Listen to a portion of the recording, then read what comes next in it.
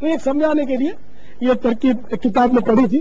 تو اگلے کی نفسیات کے مطابق، لیکن بعض اوقات مشکل الفاظ بولنے پڑتے نہیں. میری کوشش یہ ہوتی ہے کہ مشکل الفاظ لکھتا ہوں تو ہلا لیں گے بریکٹ میں اس کے آسان معنی بھی لکھ دیتا ہوں تاکہ دیگر کتابوں میں یہ مشکل الفاظ پڑھیں تو ان کو یہ شاید کام آ جائے.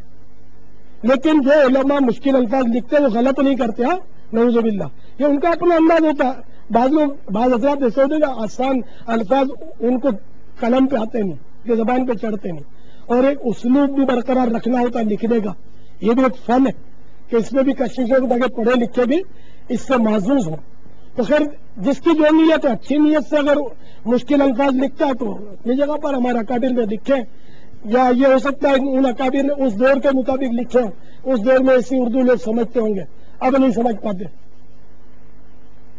ہمارا لیے تو میں نے اپنا درد بیان کر دیا، اور جو کتابیں لکھتے ہیں وہ سمجھتے ہوں گے تو سمجھدار ہوں گے، سمجھ جائیں گے انشاءاللہ جل جلالہ. اللہ کرے دل میں اتر جائے میری بات. صلو علی الحبیب صلی اللہ تعالی علی محمد. توبوا الی اللہ استغفر اللہ. صلو علی الحبیب صلی اللہ تعالی علی محمد. جو سوال باقی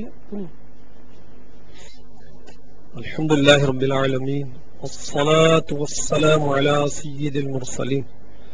اما بعد فاعوذ باللہ من الشیطان الرجیم. بسم اللہ الرحمن الرحیم. الصلاة والسلام علیک یا رسول اللہ وعلى آلك واصحابك يا حبيب الله. الصلاة والسلام عليك يا نبي الله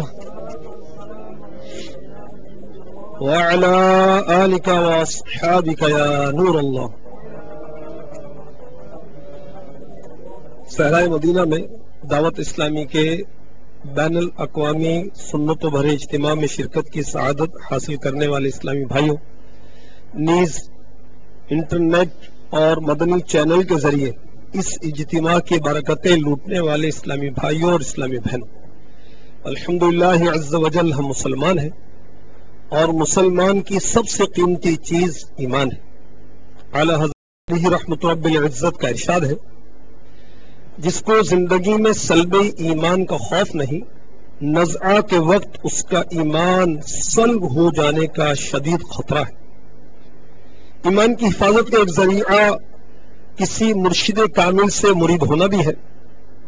اللہ عز و جل قرآن پاک میں ارشاد فرماتا ہے، سورہ بنی اسرائیل آیت نمبر 71 یوم ندعو کل اناس بامامہم، ترجمہ کنز الایمان، جس سے ہم ہر جماعت کو اس کے امام کے ساتھ بلائیں گے. نور العرفان میں مفسر شہیر قبلہ مفتی احمد یار خان علی رحمت الرحمان اس آیت مبارکہ کی شرح کرتے ہوئے فرماتے ہیں، اس سے معلوم ہوا دنیا میں کسی صالح کو اپنا امام بنا لینا چاہیے، شریعت میں تقلید کر کے اور طریقت میں بیعت کر کے، تاکہ حشر اچھوں کے ساتھ ہو. اگر صالح امام نہ ہوگا تو اس کا امام شیطان ہوگا. اس آیت میں تقلید، بیعت اور مریدی سب کا ثبوت ہے. میٹھے میٹھے اسلامی بھائیوں اور اسلامی بہنوں، آج کے پرفتن دور میں پیری مریدی کا سلسلہ وسیع تر ضرور ہے، مگر کامل اور ناقص پیر کا امتیاز انتہائی مشکل ہے.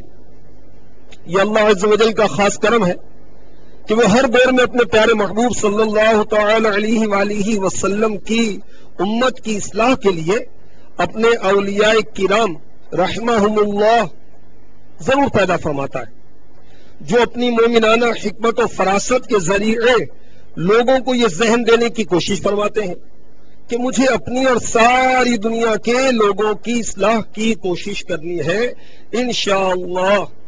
الحمدللہ عز و جل، جس کی ایک مثال قرآن و سنت کی عالمگیر غیر سیاسی تحریک دعوت اسلامی کا مدنی ماحول ہمارے سامنے ہے. دعوت اسلامی کے بانی، دعوت اسلامی کے امیر اہل سنت حضرت علامہ مولانا ابو بلال محمد الیاس عطار قادری رضوی ضیائی دعوت برکاتہم العالیہ ہیں.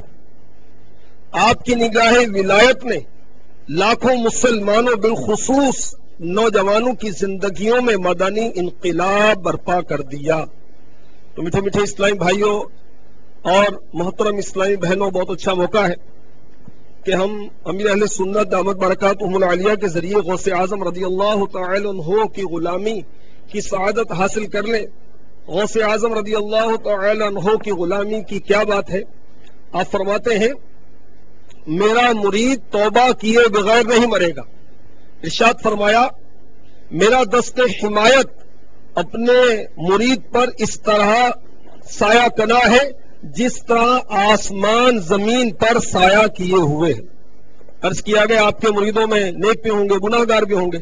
ارشاد فرمایا نیک مرید میرے لیے، میں اپنے گناہ گار مریدوں کے لیے ہوں.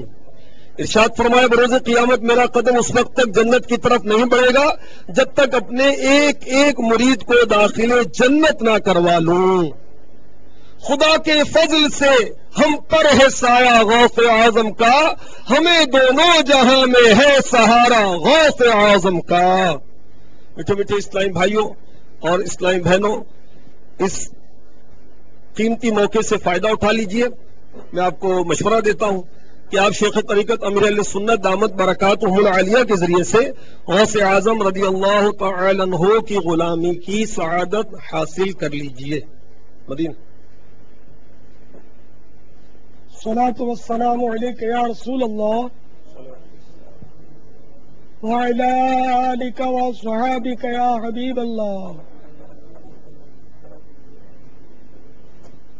میں جو کہتا ہوں اس کو دہراتے رہیے. جن کو غوث پاک کا مرید ہونا ہے، جو دوسروں کے مرید ہیں، اگر وہ تعلیم ہونا چاہتے ہیں اپنی خوشی سے، تو میں جب کہوں مرید ہوتا ہوں تو وہ کہہ دیں تعلیم ہوتا ہوں. اس طرح اسلامی بہنیں بھی توجہ فرمائیں. اسلامی بہنوں کے لیے ضروری نہیں ہے کہ اگر جو شادی شدہ ہے تو وہ کہیں کہ بچوں کے ابو سے اجازت لے لوں، اس کی حاجت نہیں ہے. جو بھی بالغ ہے تو وہ اپنی مرضی کی مالکہ ہے اور مالک ہے. نہ ماں باپ کی اجازت کی ضرورت ہے، اپنی مرضی سے بیعت ہو سکتے ہیں. لا الہ الا اللہ محمد رسول اللہ صلی اللہ تعالی علیہ وآلہ وسلم. توبہ کرتا ہوں میں اپنے تمام پچھلے گناہوں سے اور وعدہ کرتا ہوں میں کہ آئندہ شریعت پر چلوں گا، بد مذہب اور برے لوگوں کی صحبت سے بچتا رہوں گا، نماز روزے کی پابندی کرتا رہوں گا، ماں باپ کی نافرمانی، جھوٹ، غیبت، چغلی، وعدہ خلافی، گالی گلوچ، فلمیں ڈرامے، گانے باجے، بے پردگی وغیرہ وغیرہ گناہوں سے بچتا رہوں گا. اے اللہ میری اس توبہ کو قبول فرما اور مجھے میرے وعدے پر ثابت قدم رکھ.